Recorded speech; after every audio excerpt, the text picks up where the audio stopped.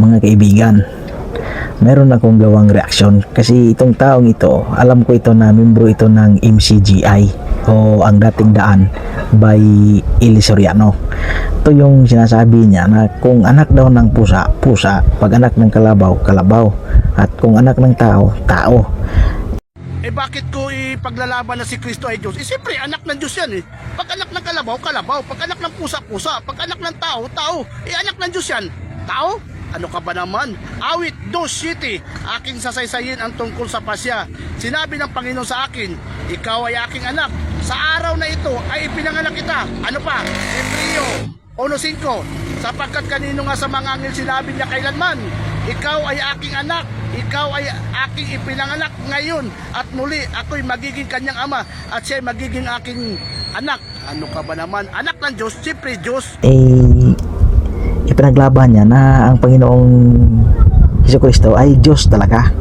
At saka itatanong ko lang at gawan ko lang ng reaksyon kung bakit ang siktang ito ay ipinaglalaban na Diyos talaga ang Panginoong Jesucristo. Ano yung nakasulat dito sa unang Timoteo 2:5 na sinasabi, sapagkat may isang Diyos at may isang tagapamagitan sa Diyos at sa mga tao, ang taong si Kristo Jesus. May nagsabi na tao si Kristo, unang Timoteo 2:5.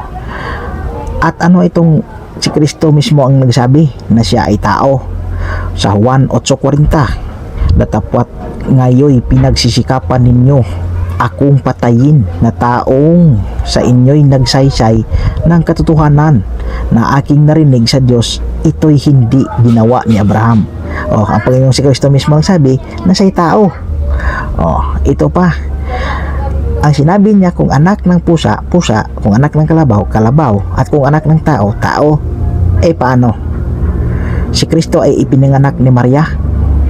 Sinugo ng Panginoong Diyos si Anghel Gabriel na puntahan si Maria, at ito sinasabi sa kanya ng anghel, huwag kang matakot Maria, sapagkat nakasumpong ka ng biyaya sa Diyos, at narito maglilihi ka sa inyong tiyan at manganganak ka ng isang lalaki at tatawagin mo ang kanyang pangalang Jesus. Ano yan? Ano ka ba naman? Magbasa-basa ka. Sabi mo kanina kung anak ng tao, tao. Ayun, anak ng tao, tao yan si Maria.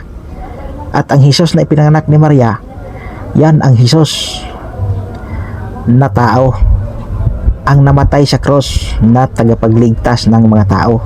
Ano ka ngayon? Ano ka ba naman? Magbasa-basa ka nga.